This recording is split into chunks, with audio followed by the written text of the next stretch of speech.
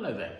Today I'm continuing my look at some 2019 clarets, so red wines from Bordeaux, and this is Chateau Lilian Ladouys. It's a Saint Estephe, and this is the 2019 vintage, as I say, of that.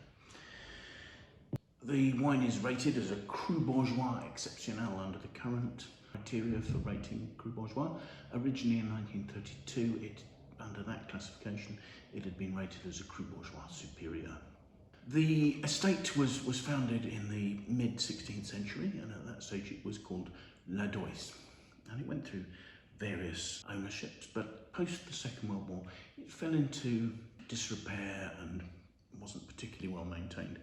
And then in the 1980s the estate was bought by Christian and Lilian Theobald, and they set about a huge task of restoring the vineyards, the chateau and the cellars, and thus in 1989, Christian renamed the chateau in honour of his wife Lilian, so it is now Lilian Ladouys.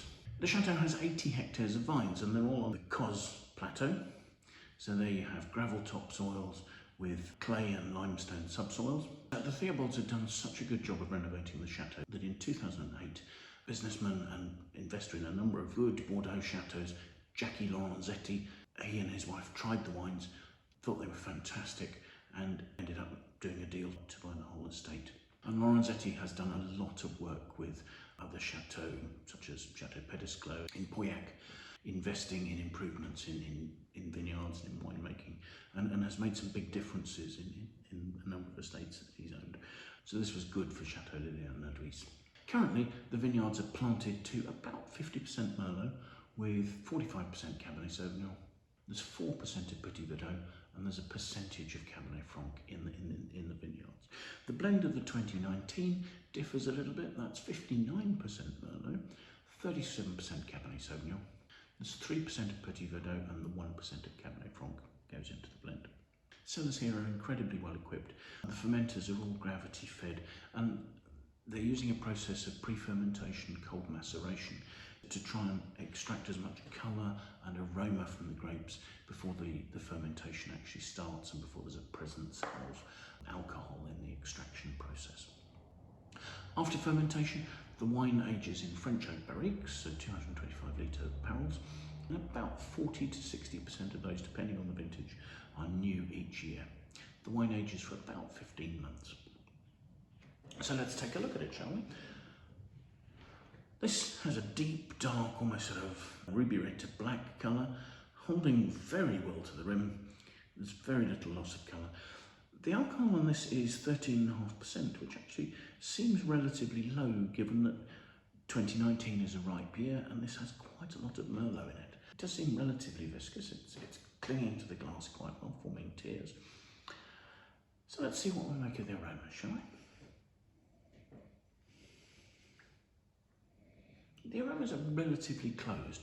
There's clearly some very ripe black fruit. It's sort of big, ripe black plum, damson, bullace, that sort of thing, and perhaps some black cherry, and maybe even some hints of black currant. In fact, as I look for it more, there's some of the sort of the slight leafiness that seems to mark black currant as well. But there's also a sort of a fairly classic sort of rustic, earthy note that you'll often find with Saint Estephe. So let's see what the palate is like.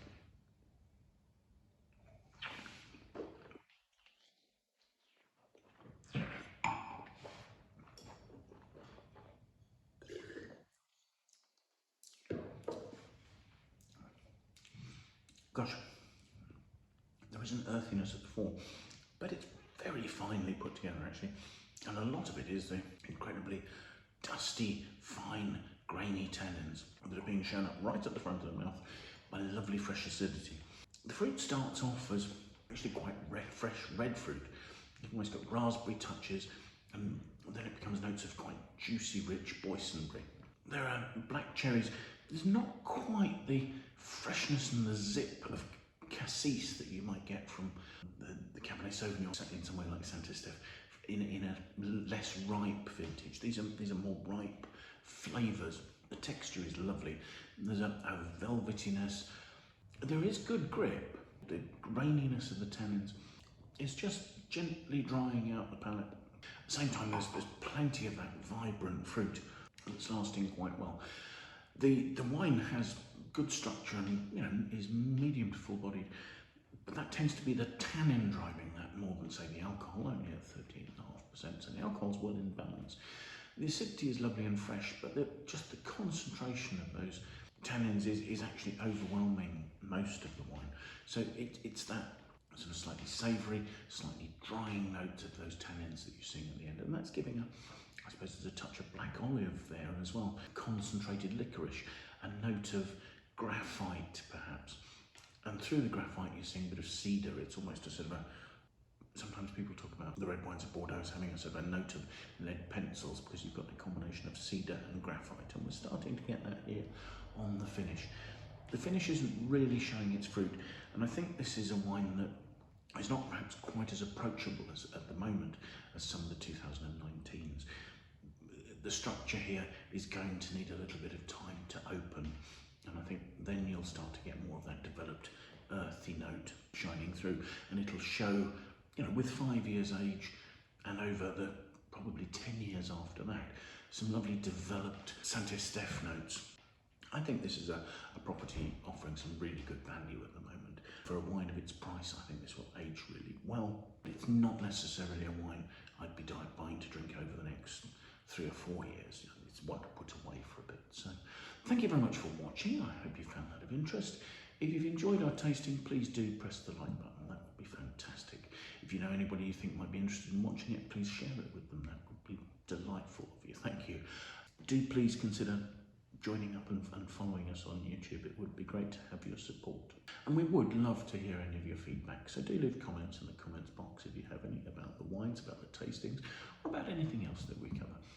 Most importantly though, do please make some time and come and join us for another tasting in the very near future. Thanks again. Bye for now.